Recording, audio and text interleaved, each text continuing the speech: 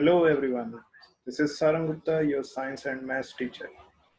आज इस वीडियो के अंदर हम देखने वाले हैं कि सीबीएसई ने अपने इस बार के पैटर्न में क्या क्या चेंज किया है। बोर्ड एग्जाम्स के अंदर बोर्ड एग्जाम्स आ गए।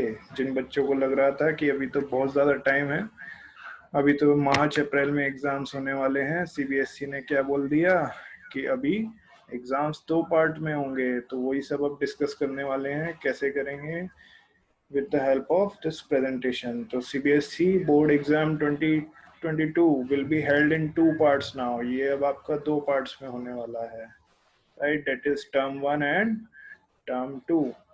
CBSE ने ये डिसाइड किया है कि वो इस एकेडमिक सेशन के लिए सिलेबस को रेशनलाइज करने वाला है। जैसे कि आपके प्रायर बैच में हुआ था, आपका 70% सिलेबस आया था और 30% सिलेबस आपका कट हो गया था। तो इस टाइम भी सीबीएसई अपने सिलेबस को रेशनलाइज करने वाला है, ये तो श्योर है। बट वो आपको अपडेट मिलेगा इसी मंथ के अंदर अंदर। Updated syllabus in this month of July only you will get your updated syllabus. Okay, so अब सीबीएसई ने जो उस पार्ट को रेशनलाइज करने वाला है, लेट सपोज 80 और 20% कर देता है इस बार।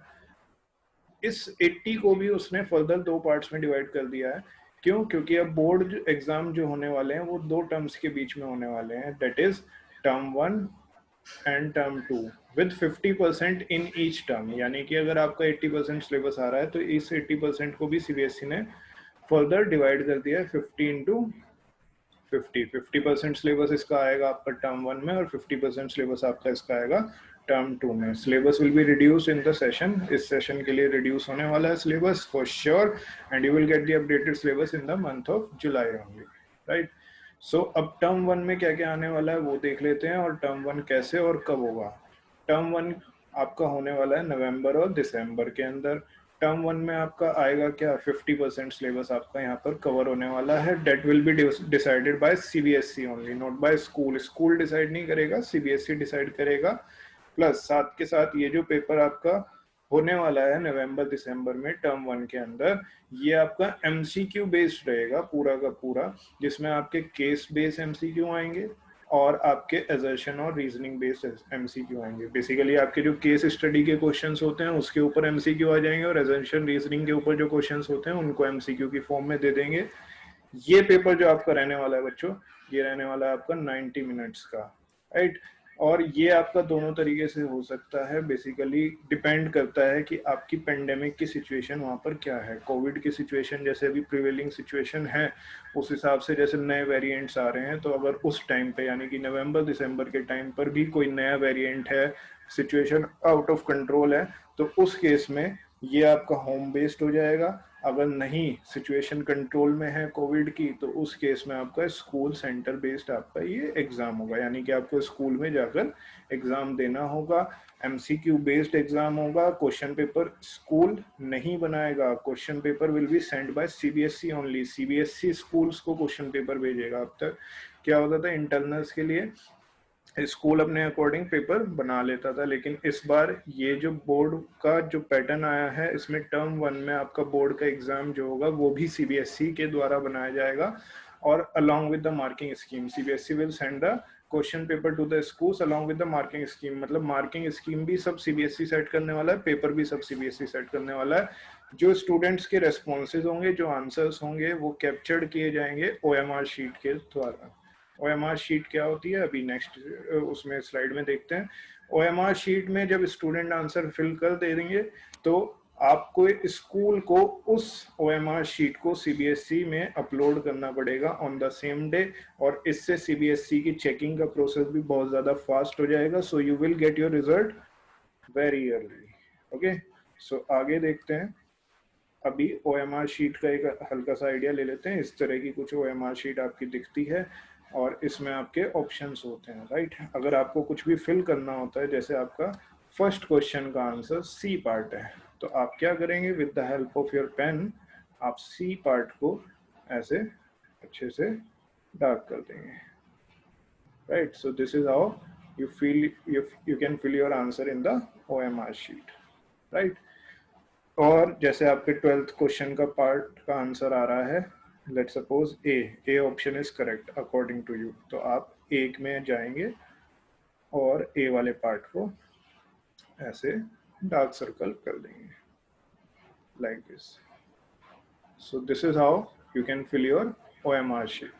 These OMR sheets can be checked very easily. ये कंप्यूटराइज चेकिंग होती है इसकी, बहुत इजी तरीके से हो जाएगी, एकदम से चेक हो जाएगी. So might be you get your result very soon. Okay. Now let us talk about what will happen in the term 2. Term 2 आपके कब होने वाले हैं? Term 2 आपके होने वाले हैं बच्चों मार्च एंड अप्रैल मंथ में. इसमें भी 50% सिलेबस आएगा, बट जो 50% सिलेबस आपका टर्म 1 में आ गया है, अब उसमें से कुछ भी रिपीट नहीं होगा. इसमें सब कुछ नया आएगा. अगर आपके 16 चैप्टर्स आते हैं, सो उसमें से अगर 8 चैप्टर पहले आ गए हैं, तो अब इसमें नए 8 चैप्टर आएंगे, उनमें से कुछ नहीं आपसे पूछा जाएगा. इस पेपर की ड्यूरेशन आपकी रहने वाली है 2 आवर्स की. राइट. इससे पहले क्या होता था, बोर्ड के एग्जाम्स जो होते थे वो 3 आवर्स के होते थे. Now it will be held on for 2 hours only. ये 2 आवर्स का होने वाला है. इसमें जो आपका पार्ट रहेगा वो सारा डिस्क्रिप्टिव यानी कि सब्जेक्टिव पार्ट रहेगा, जिसमें डिफरेंट फॉर्मेट्स के क्वेश्चन आएंगे, जैसे case based study question, situation based questions, open ended questions जो कि शॉर्ट आंसर लॉन्ग आंसर, जैसे कि आपका बोर्ड का पहले पेपर होता था वैसे ही ये पेपर आपका बनाया जाएगा. But this should be of 2 hours and cover only 50% of your syllabus. Right. So prior जो पेपर 3 घंटे का होता था, अब वो 2 घंटे का हो गया है और सिर्फ 50% सिलेबस के साथ हो गया है. राइट. ये बोर्ड साफ साफ कह रहा है कि हम इसको बिल्कुल क्लियरली कराना चाहते हैं offline. It must be offline. But in case अगर कोई भी वहां पर प्रॉब्लम होती है इन the month of March and April, situations Covid की हैं, जो प्रिवेलिंग सिचुएशंस हैं, अगर ये ठीक नहीं होती हैं और बड़े आती हैं, कोई नया वेरिएंट आ जाता है, कुछ भी प्रॉब्लम है, स्कूल कंप्लीटली नहीं खुल पा रहे हैं, तो in case the situation is not conducive for normal subjective examination, तो उस केस में आपका ये सब्जेक्टिव वाला पार्ट, जो टर्म 2 में आपका सब्जेक्टिव वाला पार्ट आ रहा था, ये पार्ट भी आपका कन्वर्ट कर दिया जाएगा किसमें? Into objective part. A 90 minutes MCQ based exam will be conducted at the end of term 2 also. 90 minute का एक एग्जाम हो जाएगा आपका, और वो भी कैसे होगा? MCQ बेस्ड होगा. ठीक है. तो अब CBSE ने ये पूरी तरह से क्लियर कर दिया है कि जैसे अभी रिसेंटली उसको बोर्ड के पेपर कैंसिल करने पड़े ड्यू टू पेंडेमिक, इस सेशन में ऐसा कुछ नहीं होने वाला है. हर एक सिचुएशन को उसने कवर करने की कोशिश की है, स्टूडेंट्स को ध्यान में रखते हुए, टीचर्स को ध्यान में रखते हुए, सब कुछ उसने सिलेबस को अच्छे से बांटेंगे. उसको जुलाई के एंड तक आपको वो सिलेबस मिल जाएगा. आपको क्लियर हो जाएगा क्या चीज़ आपको टर्म 1 में पढ़नी है, क्या चीज़ आपको टर्म 2 में पढ़नी है. राइट. उन्होंने हर एक ऑप्शन आपके सामने रख दिया है. इन केस क्या होता है कि आपका टर्म 1 तो नहीं हो पाया स्कूल में क्योंकि उस टाइम पे सिचुएशन ठीक नहीं थी, और टर्म 2 आपका स्कूल सेंटर में हो रहा है, तो उस केस में आपके टर्म 1 को वेटेज यानी कि परसेंटेज कम दी जाएगी और टर्म 2 को परसेंटेज ज्यादा दी जाएगी. राइट. अगर ऐसा होता है कि आपका टर्म 1 और टर्म 2 दोनों ही ऑफलाइन होते हैं, नॉर्मल कंडीशंस में स्कूल सेंटर्स पर होते हैं, तो उस केस में आपके टर्म 1 और टर्म 2 को इक्वल वेटेज दी जाएगी. प्रॉपर तरीके से आपको 50-50% में बांटा जाएगा टर्म 1 और टर्म 2 के मार्क्स को. राइट. इन केस टर्म 1 तो आपका अच्छे से हो गया, ऑफलाइन हो गया, स्कूल सेंटर्स पर हो गया, बट आपका टर्म 2 स्कूल सेंटर पे नहीं हो पाया क्योंकि उस टाइम आपकी सिचुएशन ठीक नहीं थी. राइट. तो क्या होगा उस केस में? टर्म 1 जो आपने स्कूल में जाके दिए हैं, सबके सामने दिए हैं, उसको ज्यादा वेटेज दी जाएगी एज कंपेयर टू टर्म 2. अगर कोई केस ऐसा बनता है जिसमें टर्म 1 और टर्म 2 दोनों ही CBSE मजबूर हो जाता है कि दोनों ही आपको कहाँ लेने पड़ रहे हैं? होम बेस्ड लेने पड़ रहे हैं, यानी कि स्टूडेंट अपने घर से ही एग्जाम दे रहा है, टर्म 1 भी और टर्म 2 भी. तो उस केस में टर्म 1 टर्म 2 के मार्क्स के साथ CBSE will prefer the assessment marks, जो आपके इंटरनल असेसमेंट मार्क्स होते हैं, जो आपके असाइनमेंट्स के मार्क्स होते हैं, होमवर्क के मार्क्स होते हैं, प्रोजेक्ट के मार्क्स होते हैं, उन सब के मार्क्स को एक साथ CBSE कंपाइल करेगा. टर्म 1 और टर्म 2 के मार्क्स को एक साथ कंपाइल करेगा और फिर आपका फाइनल रिजल्ट उसके बेसिस पर बनाया जाएगा। सो बेसिकली इससे क्या हुआ है, सीबीएसई ने जो आपकी नॉर्मल स्टडी है, डेली की जो आपकी स्कूल की स्टडी है, उसको वेटेज बहुत ज़्यादा दिया है।